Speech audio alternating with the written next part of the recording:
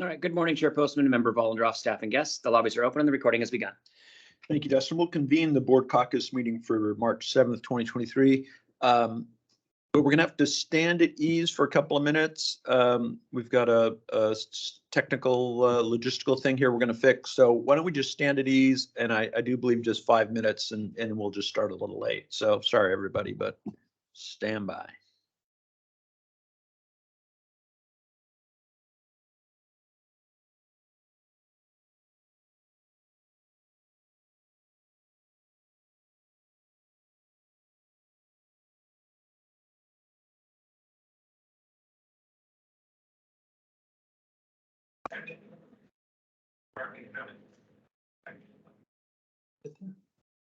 Why is it not doing it?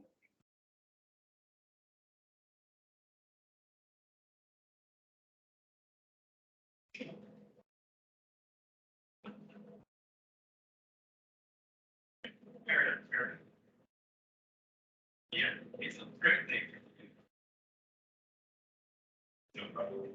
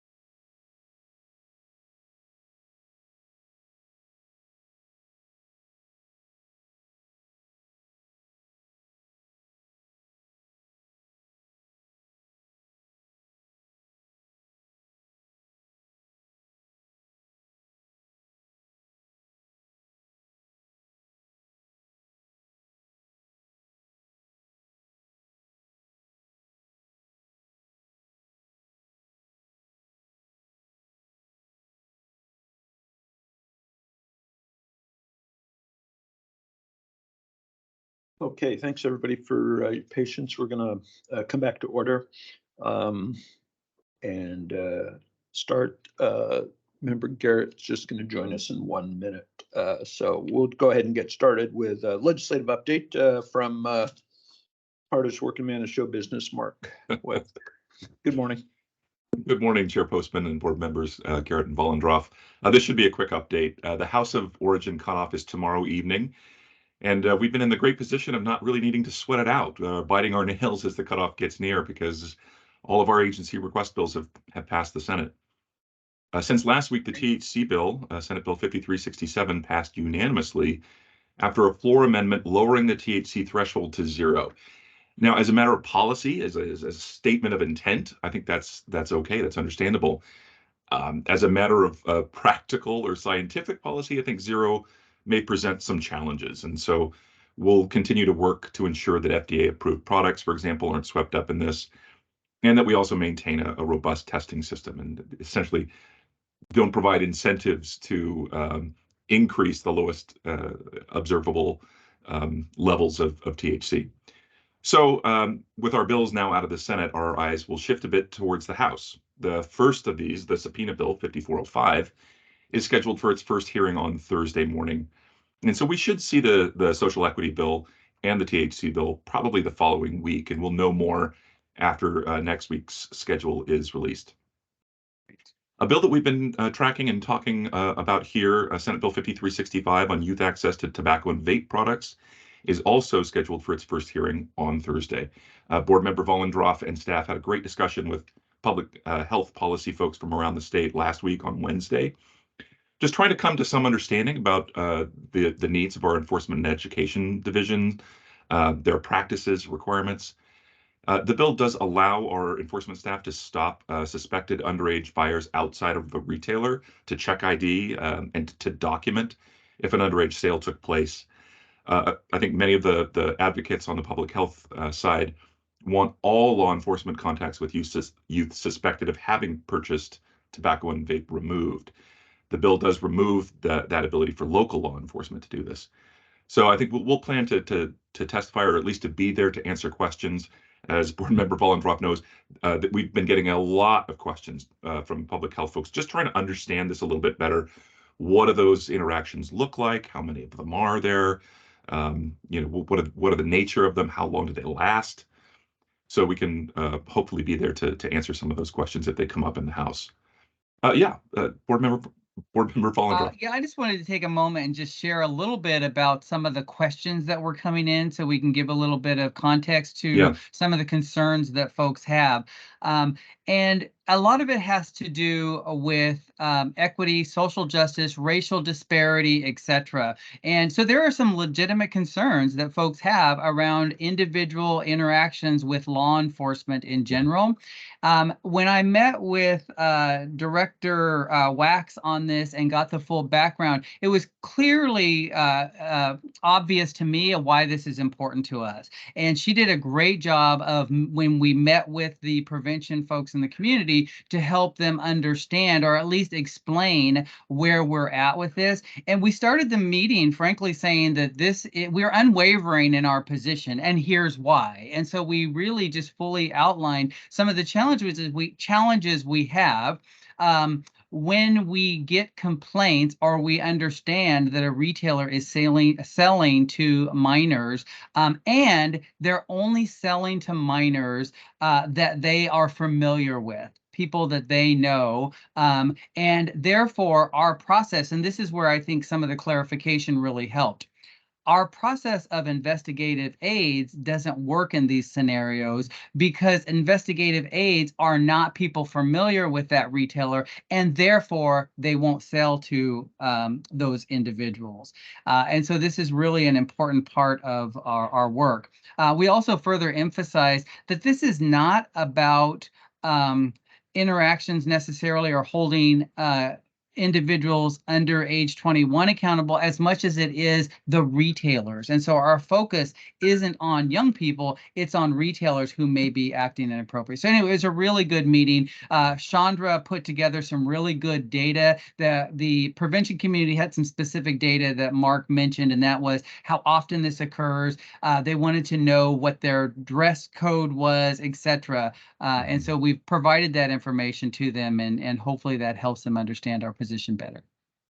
Yeah, I think, as you mentioned, it's a really important tool, or can be, to hold merchants accountable. And as the bill is increasing penalties on merchants for underage sale, we think this enforcement tool is an integral part of the policy goal of the bill. Like, help us, enforce, the penalties that the bill is creating, or at least increasing. Yeah, and I shared a specific example. I'm sorry, David, go ahead. I just got a quick question for either of you. But it doesn't. I thought the number of times this happened over the last year was very, very small, which sort of, to me. Correct. But then we're saying it's a very important tool. Is there a cost benefit analysis there?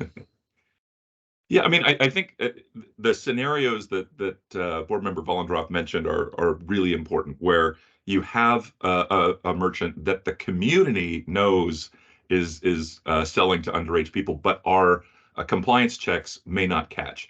I don't think that's a huge number. I don't think that's happening, all across the state. But when it does happen, I think we need that tool. So. But you're right. I think that the number of these stops in the last year was 10. So and I think that's just an important part of this message. Yeah. It's an important tool, but it's not one frequently used. Correct. Yeah. And I understand the concerns, the fear of, the intimidating part of this for youth. But that's why it's something we use selectively. Correct. In these cases, right? So yeah. Good. Yeah, and I shared an example, and this is on the alcohol side, so it's a little bit different. But when I was on a ride along and we were at Climate Pledge Arena, one of our enforcement staff saw a person who appeared to be under the age of 21 consuming alcohol.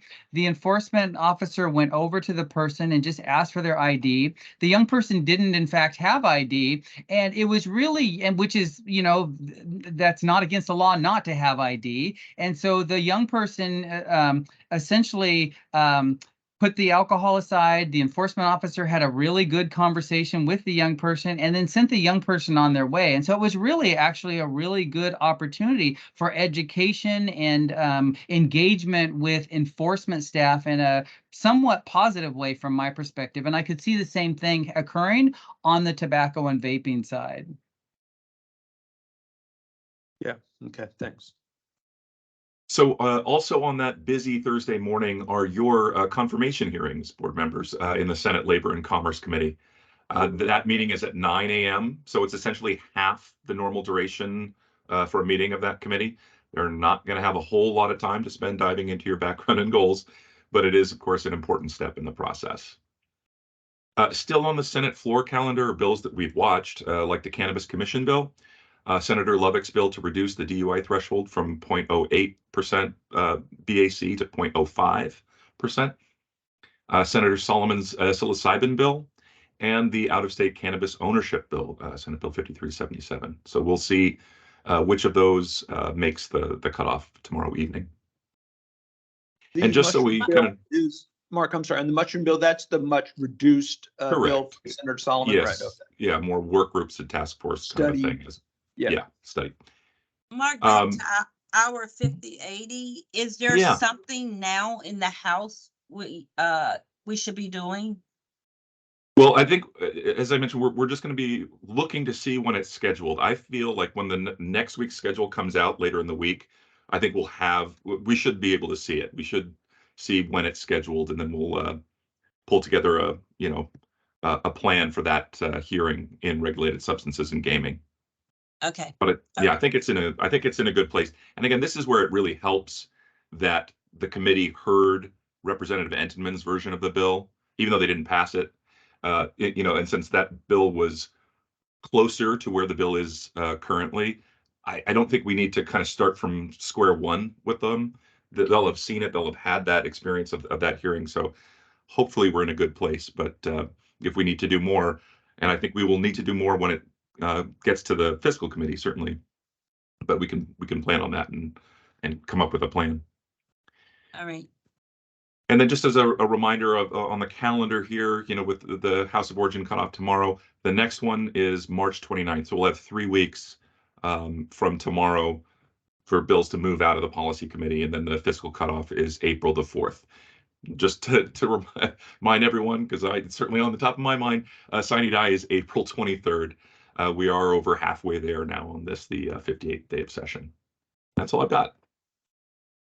Great. Okay. Thanks, Mark. Okay. And then we're going to have a presentation on cannabis canopy. Kathy Hoffman is here. We've talked about this a little bit, but we're going to pick up on this question of what do we do now? Great. Thanks, Chair Postman, and good morning, board members. Garrett and Volendroff, apologize, a little under the weather here, so my voice is a little scratchy, so apologies. So want to bring you up to date on where we are in terms of rule development with cannabis plant canopy, and then provide an area, a time for us to discuss with the pathway forward with respect to plant canopy. So to give a little bit of background, in November of 2021, so almost 2 Novembers ago, LCB Enforcement and Education issued a protocol designed to support statewide consistency and understanding of both rules that pertain to plant canopy in our rule set. So that's WAC 314-55-010 sub 31. That's the definition of plant canopy. And 314-55-075. That has to do with the producer license. A follow-up document summarizing that protocol and entitled Measuring Plant Canopy was released the following April. So that was April of 2022. So between April and June of 2022, concerns were raised by licensees and stakeholders about the protocol, specifically as it related to pathways between rows of plants and the overall canopy measurement. And following discussion, and there were multiple discussions about this, the possibility of rule development emerged as an approach to addressing those concerns. So on June 30th of 2022, cannabis licensees and stakeholders were notified that the protocol related to canopy enforcement would be temporarily paused while the agency continued those internal and external discussions regarding concerns and the potential for rulemaking. And so we eventually did open a CR 101 concerning those 2 rules that I just mentioned and began rule development. And so we hosted, I should say, 2 World Cafe sessions, one in October and one in November of last year. And those are sessions that allow us to break into small groups with our stakeholders and answer some specific questions that are brought to the group. And that is, for instance, how do we define plant canopy, those kinds of things. And I think Jeff presented to you on the outcome of that work in late January. But the bottom line was that we didn't hear any significant requests from our licensees to change any rules at this time. There weren't really any concepts offered other than a handful of requests to do away with the tier system, maybe move to more of a plant count model. But what we really heard was, please just enforce the rules consistently. There's really no need to change them at this point. So that brings us to this time and this conversation here. So we did a little analysis about what we might do moving forward, because it looks like there isn't any interest to change rules at this time, but as I said, to apply the rules consistently. So how might we do that moving forward? And that was something that I started diving into, and some others in the agency as well. So we looked at 2 options moving forward. The first one was to potentially continue rulemaking and just make one minor technical change and allow licensees another opportunity to provide us with proposed language. There is a technical change that needs to be made in 314-55075, but because we didn't hear anything from licensees, that was really a strong urge to change those rules. I don't know that that's really the pathway forward. Will just delay enforcement of canopy measurement for another year, really. I think if we were to continue through with rulemaking, we wouldn't be concluded by August, and this would leave another year of not enforcing the current canopy measurement or protocol. The second option was to draft an interpretive statement. We've done this before, and I think about what we did with Delta 8, I think in 2020. Was it 2020? I'm losing track of time. But yeah, when we were working with the Delta 8 concerns and we were clarifying what it meant to manufacture, we issued an interpretive statement that interpreted what manufacturing cannabis meant or producing cannabis meant in our space. So this interpretive statement could arguably do the same thing and provide a really concise interpretation of what canopy means in our license system and how we interpret the application of 314-55075. So that's the producer license, specifically sub 6, and that has to do with the differentiations between the tiers. This interpretive statement could support, work alongside the existing enforcement protocol. I can't speak to whether or not that protocol might need to be adjusted in some way, but I think these two documents could work in unison. So if we went that route, then I would suggest that we withdraw the CR 101 at the next regularly scheduled board meeting. So that would be March 15th, because it doesn't look like there's any interest in changing these rules at all. The enforcement of those two particular rules could be paused until an interpretive statement could be issued. And at this point, I'm projecting that's about April 7th.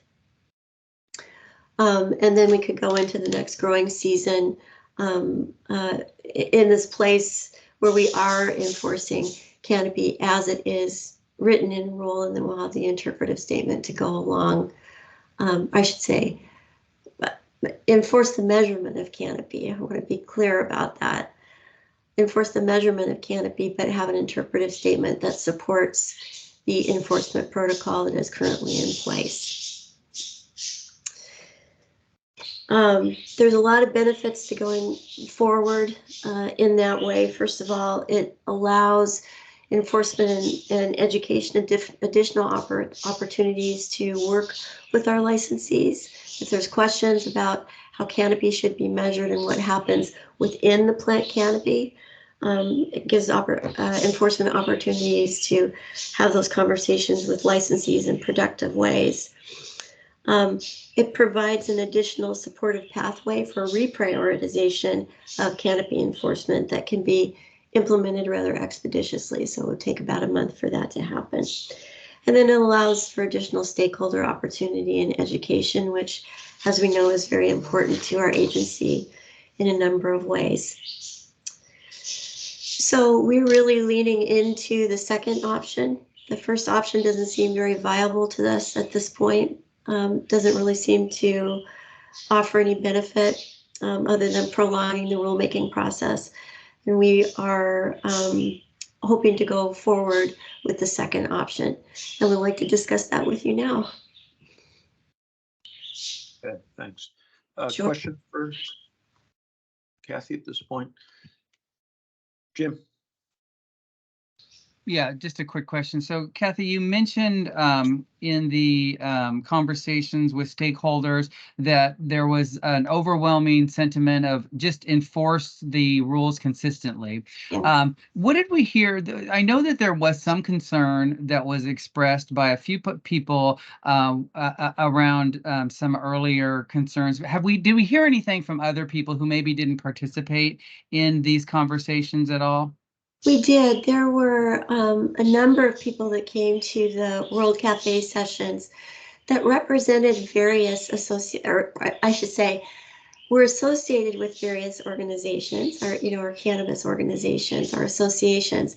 But there were also people who were not attached to those organizations who participated in these sessions. So they were very well attended.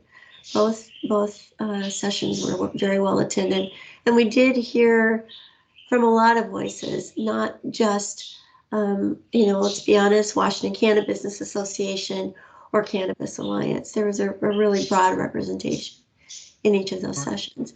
And even there were folks who were thinking about applying to the social equity program, who also participated in these conversations, who just wanted to get an idea of what it was like to interact with the agency. So we heard from some of them as well. Right. So, one other quick question, and this is more of a opportunity to help educate community around canopy. Can you just describe, like, when I think of canopy, and up until recently, when I thought of canopy, I thought of a tree. I thought of, the space in which a tree spreads, etc. And that's not what we're talking about here. And so can you just talk a little bit about that? Thank you, and thanks for our opportunity to do that. And also, I want to share Cassidy, our rules coordinator for cannabis, sent me some pictures that I can share if you want to take a look at all the different ways canopy looks out there in the field and the pathways between them and how they shift indoors, outdoors, etc. So I do have some visuals as well. But just from our rule, canopy is the square footage dedicated to live plant production, such as maintaining mother plants, propagating plants from seed to plant tissue, clones, vegetative, or flowering area, right? So that's what canopy means. So what that's referring to is the area surrounding where that production happens. So we think about canopy in like forestry, and that's the tops of trees that create a canopy, as it were, over a forest. In the cannabis space, however, the term canopy refers to the entire production space. So imagine a sandbox. And to apply it to our tier system, you've got 3 sandboxes that you can plant your plants in. A 4,000-foot sandbox, a 10,000-foot sandbox, or a 30,000-foot sandbox. And so you can put however many plants you want to put in that sandbox and move them around however you wish. And that is what we refer to as the canopy. When we measure that canopy, we're measuring the square footage around it, so the perimeter of the canopy. We're not measuring, again, we're not measuring the tops of the plants like we might in forestry. What we're measuring is the activity, the production, the cultivation of those plants within the sandbox. And if I may, I just want to share Maine. Just recently, they had been using a plant count model, and that was something that we'd heard from a handful of folks when we were conducting our World Cafe sessions. They have now decided to go to a plant canopy model for their recreational product. They are only using plant count in their medical market, where they're going to be counting something between 5 and 15 plants, I think it is. So they've made a very considerable effort to get away from plant count and recreational and go to this canopy model that many other states have. And the other thing that I thought was really interesting when I was looking this up this morning is that the Vermont legislature actually uses our definition for canopy, plant canopy, in statute. So this is, I think you could think of it, Member Volendroff, as sort of a term of art in the cannabis space that doesn't mean the same thing as it does in forestry. Does that help? Yes, thank you very much. Sure. We shouldn't call it canopy, frankly, because I think canopy has a meaning to it. And, Kathy has had to listen to me way too much on this issue, but We should call this production area, because when I read what's written down there, you know, so first of all, to back up just a tiny bit, so everyone understands what we're talking about. The dispute or the change that sparked our decision to put a hold on all this and to start the rulemaking was about whether or not the pathways between rows of plants should be counted as part of the canopy. And that's really it seems to be the only real outstanding issue in play here. And when we talk about doing an interpretive statement that follows the existing enforcement protocol, that means we do count pathways as part of the ersatz canopy. So that's what's at issue here. And the nomenclature really is frustrating to me, just because every time I hear canopy, like I think about something organic. I mean, that's what it is. But we're talking about production level. It does not specify one way or the other pathway, if you look at what's written. But it's, you know, there are those things like propagation and what was the one? What's the phrase? Not isolation, but when you take a plant, quarantine. You know, these things that you do as part of growing, but it never specifies that. Then the other, if you look at the other one, it talks about storage of things like pesticides and other things do not count as part. So that's clearly out there. So it's left to some interpretation. I think an interpretive statement is the right way to deal with this. I just want us to all try to be as clear as we can that what we're talking about here is, for a long time, canopy asterisk was enforced in a way that included pathways as part of the canopy measurement, which meant, getting real simple here, you could have less plants than you could have otherwise. There were some that were being enforced in a different way. Education enforcement learned this, rightfully said, no, we need a consistent enforcement statewide of this, which meant some people, some growers who had pathways that weren't counted as part of their calculation suddenly were. And that's what started this. Kathy, do I have that? That's tail correct. right? Yes. That's correct. So that's the issue. And so I think, of course, it has to be consistent. And that's the most important thing. And I think we want to be able to tell growers, you know, and when the sandbox is a fine way to describe it, but we're basically talking about production area.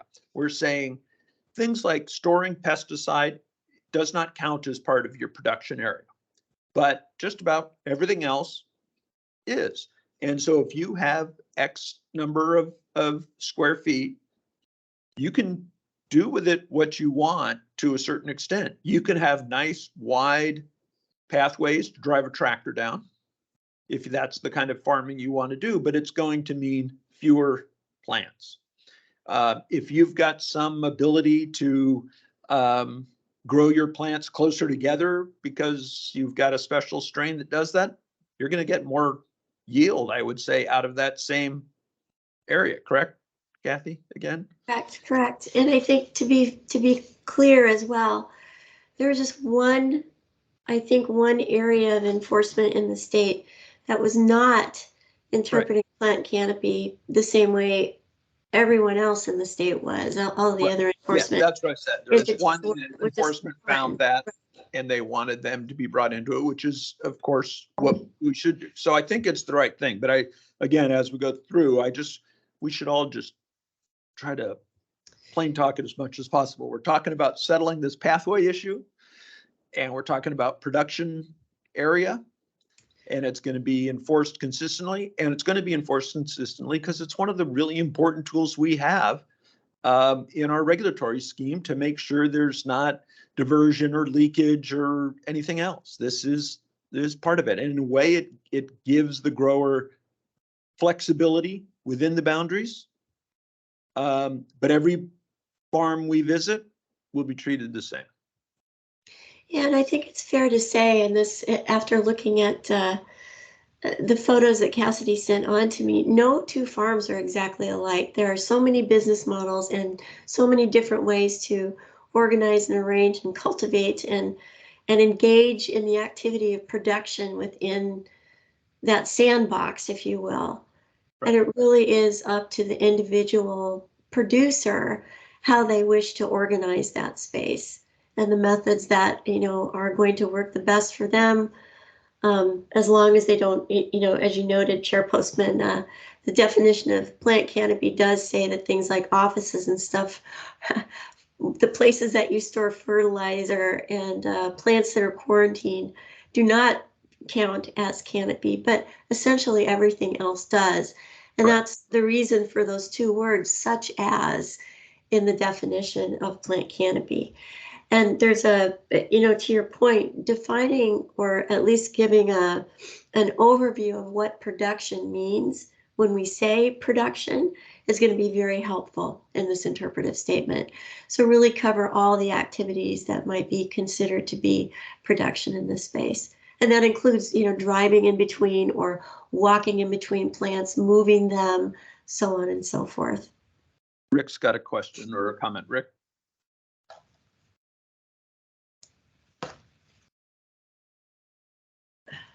Thank you. I was just going to put it in the chat, but the chat's been disabled. So It's always just gonna disabled say, during board meetings, Rick. hey, Kathy, that was a really great presentation of a complex issue. And I just love, you know, you've all been saying it, but, you know, Jim kind of started off with the inconsistency, which is what caused the problem. And then this idea that it's a sandbox and you can plant however you want in the sandbox. You decide how many plants you want or not. I just wanted to share. This has been a complex, difficult issue for a little while, and I just think you did a really nice job with staff of bringing a proposal forward. So thank you. Sure, and if I may really quickly, thank you, Rick. Cassidy just sent me an email. I want to attribute this to her, but the FDA uses the term production when referring to growing agricultural commodities. So I think we could, thank you, Cassidy, for that. That's something that we can absolutely bring into the interpretive statement to, you know, what does the FDA consider production? And I think that we could draw from some of the knowledge there to inform how we interpret production in our interpretive statement. So thanks, Cassidy, for that. That makes a lot of sense to me. And I, you know, just want to thank you, David and Kathy. I'm one of those guys that sometimes I need to hear things 2 or 3 times to really get it. And the more I hear and the more I listen, the better I understand it. So thank you both for, you know, summarizing that so well for us. Yeah, this has been a tough one for me to get my head around in a couple of ways. And the last thing I'll say is when everyone says they just want consistency. Well, if anybody who says that, when I say I want consistency, I want it consistent in the way I prefer it to be, let's be honest. So there are going to be some people who find the move to consistency inconsistent to how the practice has been.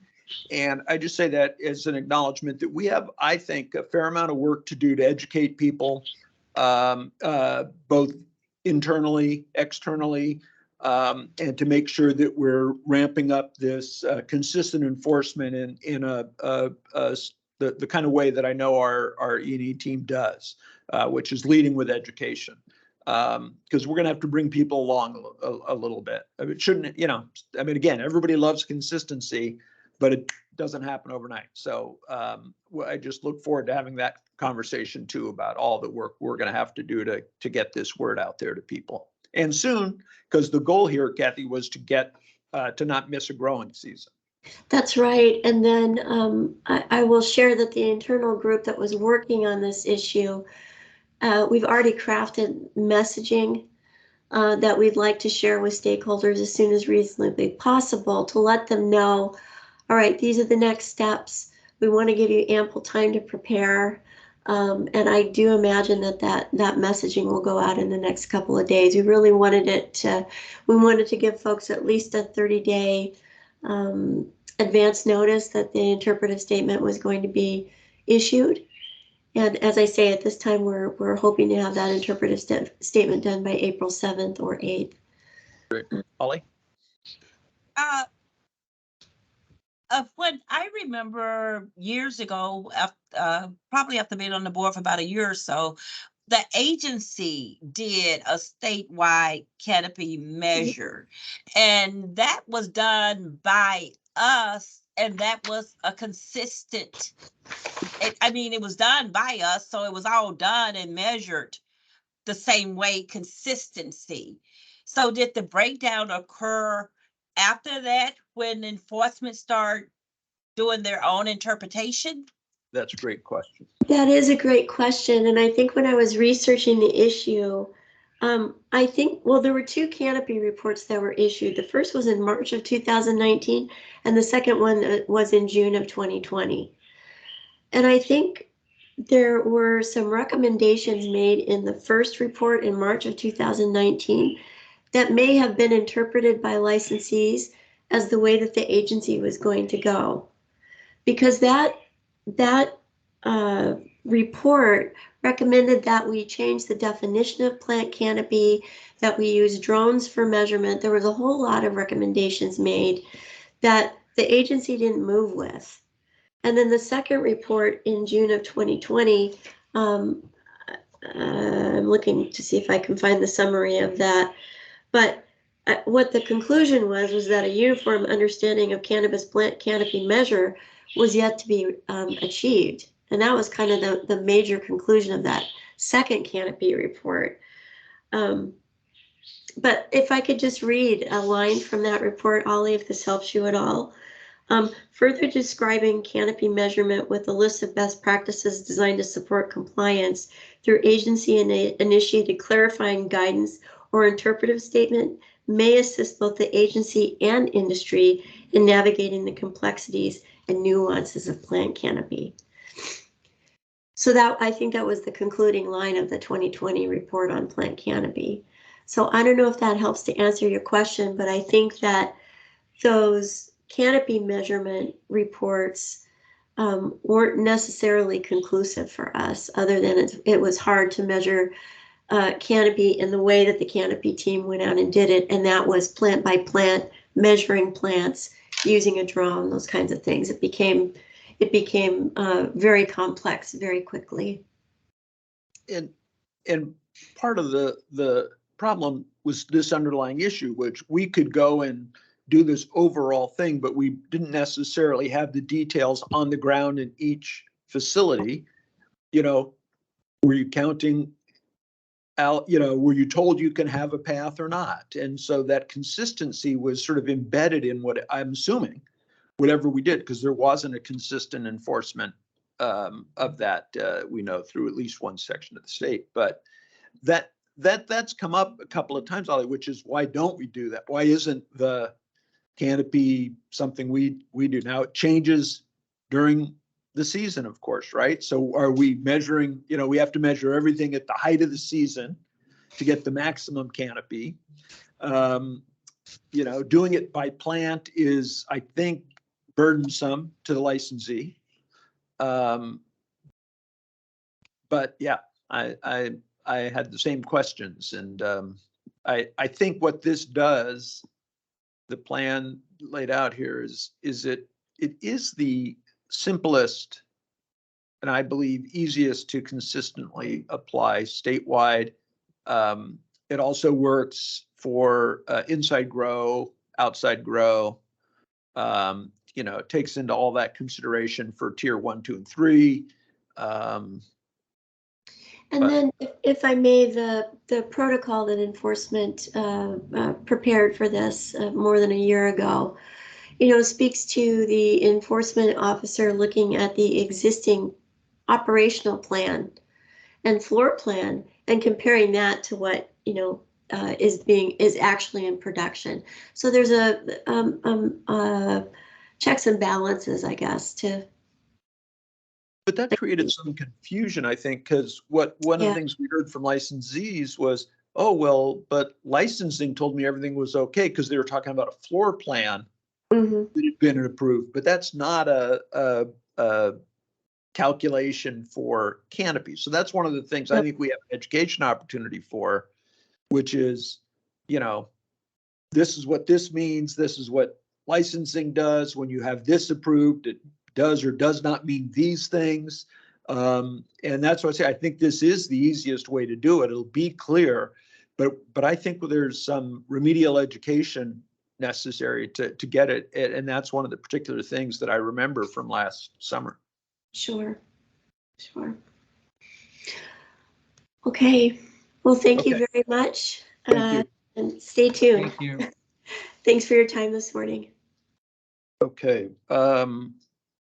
We have now just a quick minute to check on board member or executive assistant reports. Dustin, anything to share? Not today, Chair. Thank you. Anything from the board members to add before we move to next, Jim? Okay, all right, then the board's gonna go into executive session. We have 30 minutes scheduled for this. We're going to executive session to evaluate the qualifications of an applicant for public employment or to review the performance of a public employee. We're gonna give ourselves 30 minutes for this, which takes us to 11:17.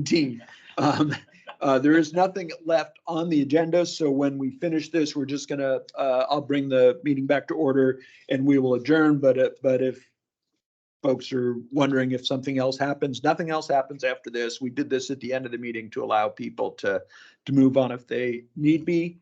So with that, if everyone will just stand by and give us a second here, we'll go into executive session.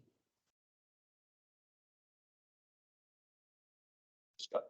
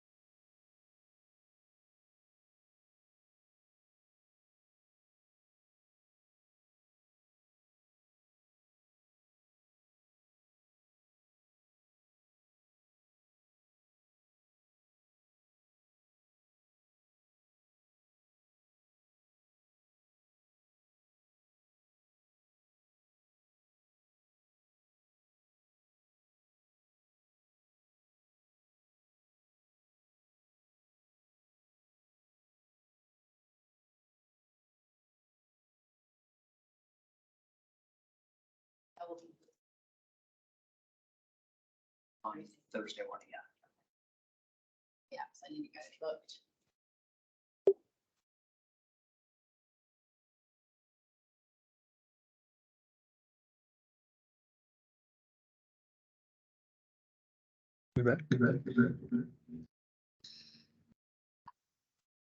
Yes. Okay, there was no echo. Oh, So I'm gonna just quit it. yes, but out of that one, thanks, John. Okay. We're back from the executive session on human resources review.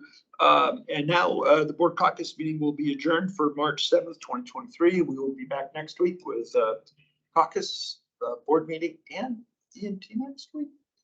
No, EMT tomorrow. Oh, EMT tomorrow. Good thing I asked. Okay. Okay. So we'll see you tomorrow afternoon. Thanks. We're adjourned.